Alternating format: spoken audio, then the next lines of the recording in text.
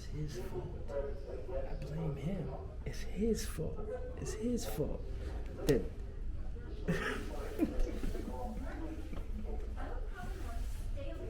Booker T. Washington, was Booker T. Washington right? And then he would just take the money from the white people and set up these schools, right? Or was W.E.B. Du Bois right in stating that you have to just push for the talented 10? You know, don't compromise. Speak out against lynching and try to educate as many black doctors and lawyers and professors as you possibly can. That's the conflict. VJ has created a work of art for us. Hey, before I get into the artwork, go ahead, say anything you want, VJ. All right, great.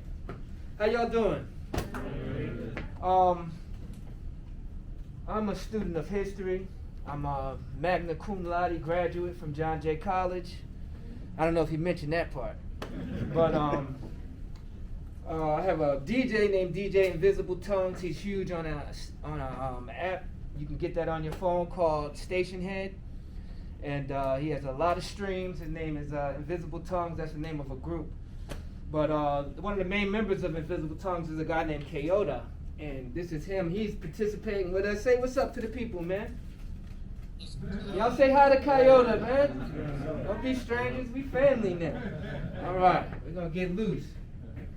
So, I had done a song called Indigenous Pride, and my song with Indigenous Pride was one of the most hardest songs I ever tried to write, because in this song, I wanted to make a song that could destroy white supremacy. I accomplished that. If you play this song enough, white supremacy will die, I promise you. But we're gonna get to that second. So after he heard Indigenous Pride, eventually hit me up and said, "Hey man, I want to do a Black History record with you." I thought about that, and I don't believe in doing anything that's superfluous or wordy, or if I'm gonna do it, it's got to be done right, which means that everybody got to be able to relate to it. You know, I don't want it to be such that if you're from the streets, you can't get with it. I don't care where you're from. I want to be able to bring this consciousness to you. I try to become like water. If you put me in the streets, I become whatever they drinking. If you put me in a college, I become whatever they drinking. So this song here, we ended up doing, I said I wanted to do a discourse, a political debate between black leaders. And Malcolm X and Martin Luther King has been done 1,000 times, and we wanted to do something, give y'all something that leaders that people are not that familiar with. So I said to him, after I thought about it, I said, I would like to do a debate between contemporaries, all black leaders that are contemporaries that were leading people at a crucial juncture in our development as a people. So I decided to do something near the Civil War. And I said, hey, how about we do a debate between Booker T. Washington and W.E.B. Du Bois? Because W.E.B. Du Bois might have even known Jesse Jackson, because he lived like 90-something years.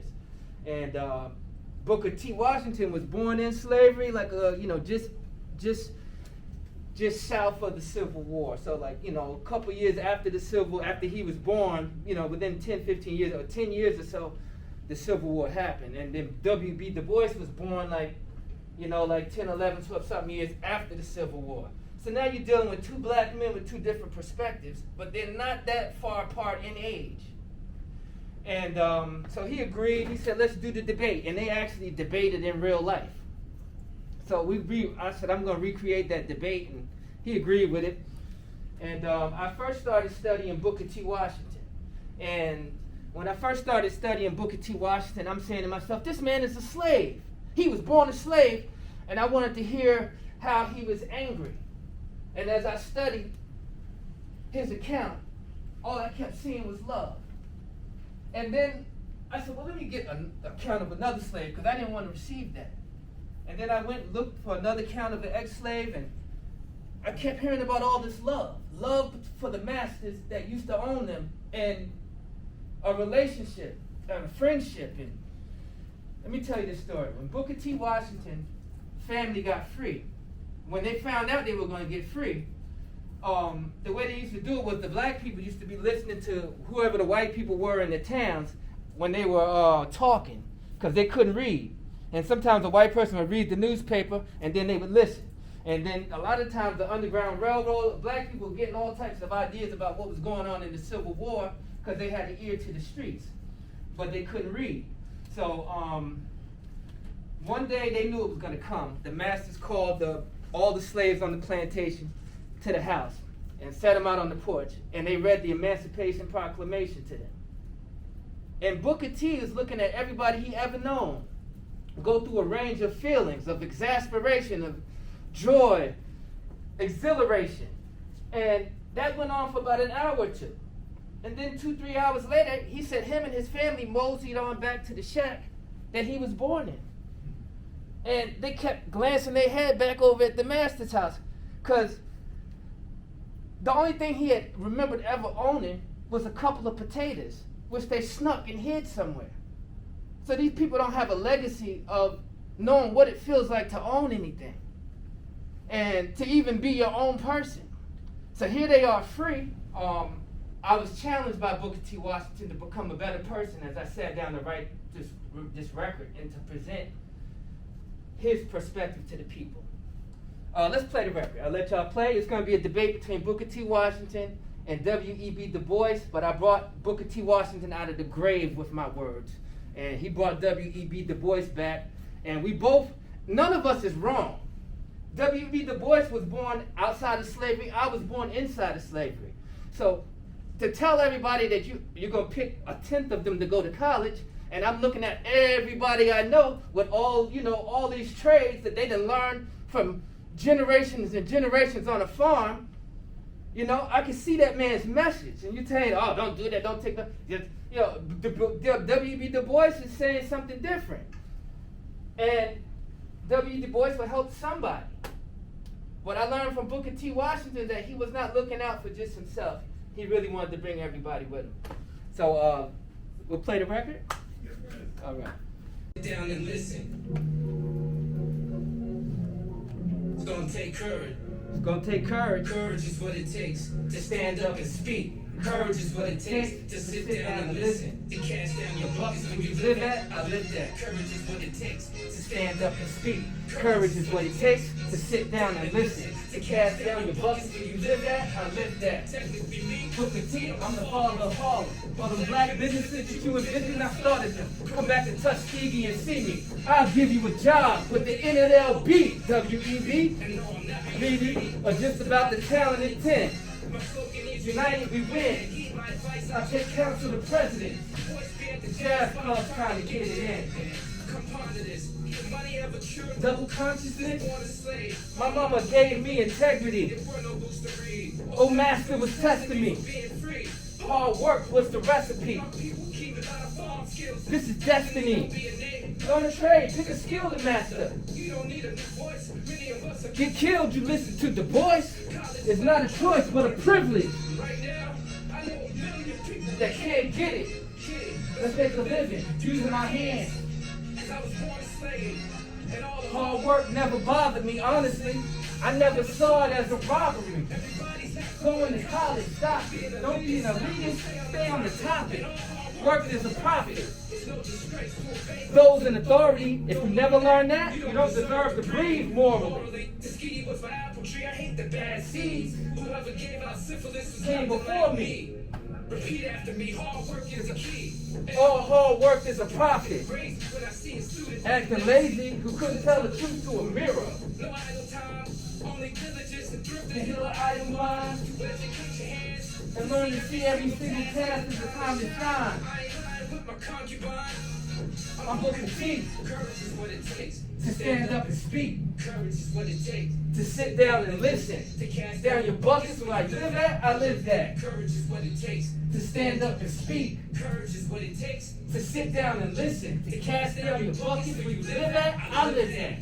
Booker T, see how you represent. You were born a slave. And now on other talented tech, you speak of us using physical devices while I edit essays. That's bringing in the crisis, that's what we're in. As long as we live as divided men. That's where I'll begin. I'm Du Bois, cause I bring the noise to all the white hoods that deploy syphilis and smallpox, exploiting our jobs and colleges. Plus, the school of hard knocks in order to live in this nation. We gotta have an excellent formal education. Then we can got the masses, so we can do more than shut, and shake our asses. You wanna work hard and be self-sufficient, but capitalism is why that's not efficient. It's the pen that draws the color line that keeps the souls of black folks on the grind. We losing our minds, so let's teach the best, so they can guide the rest. While you till soil in the USA, I urge nations of the world to make. Don't you know? You gotta keep talking. I gotta get this thing. All right, I got you. I got that all day. So I'm gonna do this poem for y'all that I wrote when I was in college. It's called Literature Class at John Jay. So-called single mother kind of creeping to date you. You might know something about it. I don't know, fellas. It happened in an innocent way. We both enrolled in this literature class at John Jay, my school. I kept it cool as the weeks went by. My third eye's always scoping for the mentally fly. Some see the physical. Vic analyzed the fruit of one's words, not just the visual. Them fly hype girls will bring an end to you. I spend chips on cute chicks. They ain't a friend of you. They give a beautiful face, but at heart they injure you. I've been there. I ran that route. Now I'm wiser. I'm shining in this literature class just like the miser. Surprise you, because in the back I humbly sat, so called upon to elevate the conversational track. Witty discussions, adored by all in class functions. My Vic, don't you look nice? Invites to lunch in the city. Sticky Vic, won't you study with me? The vapors in class blew strong and left me dizzy. The class had women, Jamaican, Russian, Asian, Italian, Dominican, all exotic nations. Fiending for a slice of my life using persuasions galore. I scrutinized the food of the store. I seen plenty of sweet treats, but still I'm hunting for more. True intellectuals, they hard to find. Unlike the sexual, I needed someone deeper than mine. Not cheesy freak shows to build with. This one chick struck Vic on the low. Conservative, a beautiful leg. She rarely showed race Dominican. With serious eyes, she's real mysterious. She kept her eyes bent deep in the books, drove me delirious. The mother chicks hunting me down, she made them envious. I pondered this, and as time went, we started speaking. It was never more than high or by, we hide and seek it. See, crazy sexy, sent to bless me, cool in the game. She raised her hands up in class when she had something to say. The bomb hips. She kept the nonsense far from her lips. Her honey Drake's accent was on the studie's tip. She ain't sweating, but just the same, I moved the gym. See, patience, that's the key to the game and being friendly. The ending of class is now shortly at hand.